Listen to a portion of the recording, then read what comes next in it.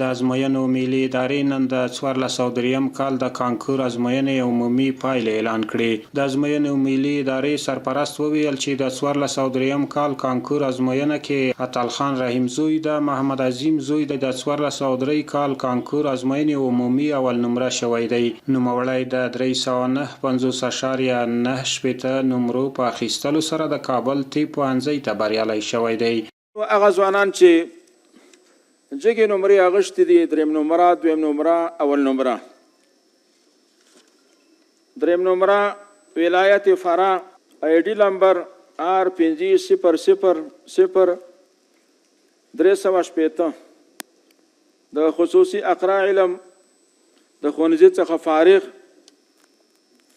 شفیع الله نظامی د احمد جاوید زوی د علاؤالدین نمسی او 350.50 نمرو په لاسته کولو سره ډپارټمنټ عمومي پوهنځي طب معالجوي پوهنتون هرات دې ته معرفي شوی دی. د 1403 کال عمومي کانکور دویم نمره ولایت بلخ د ID نمبر R19001998 د خصوصي مهر پوهنځي نه فارغ سید حامد هاشمی د سید محمد آغا زوی د سید حکیم شاه نمسی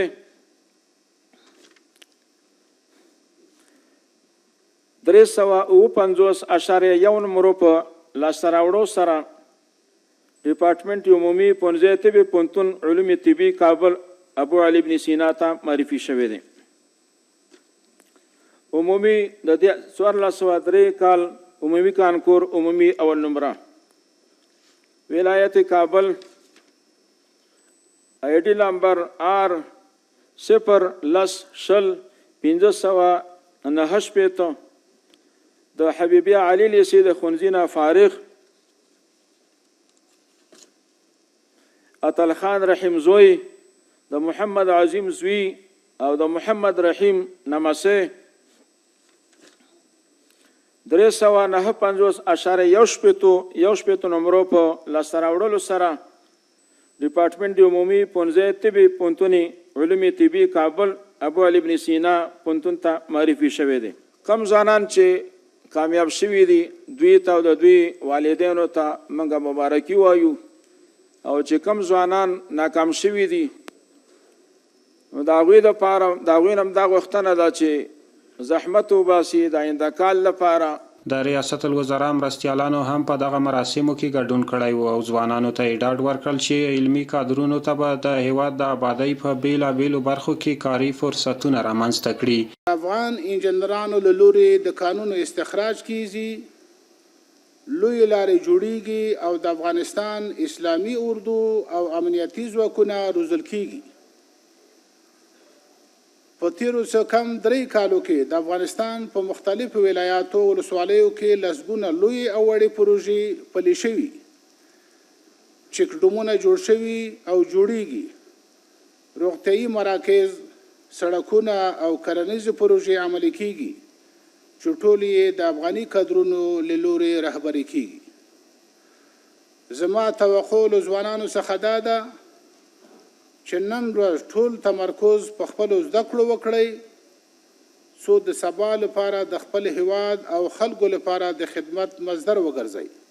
برای همه محصلینی که برای همه طلابی که در کنکور امسال موفق شدند، کامیاب شدند، بر خود آنها، بر فامیلشان، بر همه ملت افغانستان و با استادای گرامی و با کسایی که در اثنای امتحان زحمت کشیدند از صمیم قلب تبریک و موفقیت برای آنها آرزو دارم.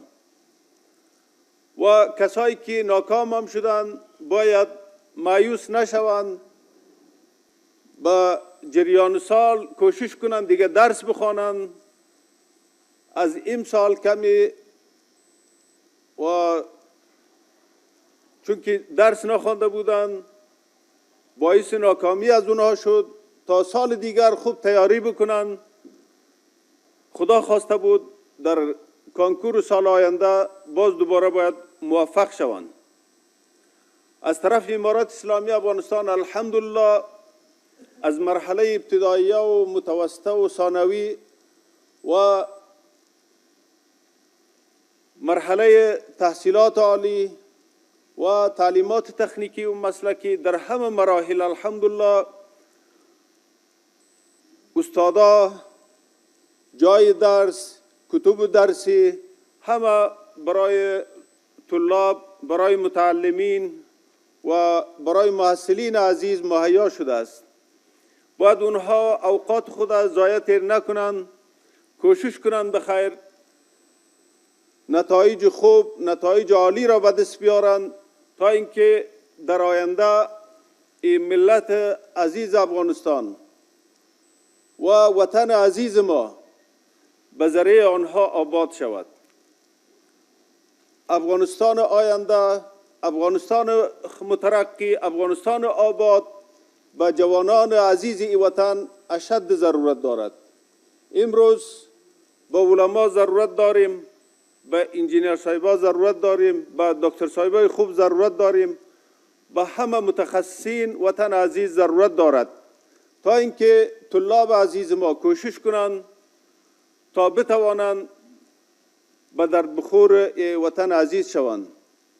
باز هم یک بار دیگر با همه محصلین عزیزی که در امتحان اشتراک ورزیدند، کامیاب شدند، از صمیم قلب برایشان تبریکی عرض می نمایم و از الله متعال به خودم و به همه حاضرین مجلس و به همه طلاب عزیز موفقیت و کامیابی عرض می کنم. الله تعالی همه ما و شما را در همه امتحانات کامیاب و موفق بگرداند. د لوړو زده کړو سرپرست وزیر وویل چې لوړو زده کړو ته د نویو جذب شویو ځوانانو لپاره د نړۍ د پرمختللو سیستمونو سره سم د هیواد په پوهنتونونو کې د لوړو زده کړو زمینه برابره ده. د کانکور او پوهنتونونو په ازموینو کې پوره شفافیت رامنځته شوی. اوس مهال هغه ځوانان لوړو زده کړو ته لار پیدا کوي چې وړتیا یې ولري. هغه ځوانان چې په سږ کلني ازموینه کې کامیاب شوي دي هغوی ځوانانو ته د دې خپلې کامیابۍ مبارکي وایم او الله رب العالمین دې نور هم ترقي او بریا په نصیب کړي. کم ځوانان چې تر 12 کاله زحماتو وروسته نن کامیابۍ پړاو ته رسېدلي او خپلو زده کړو ته به دوام ورکړي، دوهم پړاو به یې د عالي تحصیلاتو وزارت په چوکاټ کې مخ ته ځي.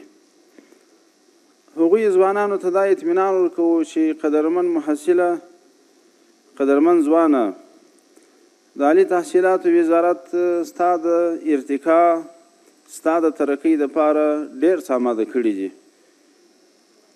د اسلامي امارت د قدرمن زعیم علي قدر امیر المؤمنین حفظه الله تعالی په خاصه توجه او د اسلامي امارت د قدرمنو مشرانو په خاصه همکاري باندې نن د عالي تحصیلاتو په وزارت کې دا ظرفیت ستا چې ستا غوښتنو ته جواب ووایي، تا ته هغه څه برابر کړي چې هغه ستا د فکر او ستا د زړه تقاضا ده. ته به انشاءالله د عالي تحصیلاتو وزارت کې د یو سالم نصاب سره مخ کېږي. هغه نصاب سره به مخ سي انشاءالله چې هغه پر هغه باندې کار شوی دی، د جامعې ضرورتونه په نظر کې نیول شوي دي او د دنیا پرمختګونه پکې ځای پر ځای شوي دي او هغه څه چې هغه تر وخت تیر و هغه ځینې حذف شوي دي، لرې شوي دي. استعداد او وړتیا مطابق به تا ته توجه کېږي، تا ته به امتیازات درکول کېږي، تاسو ته به سند درکول کېږي.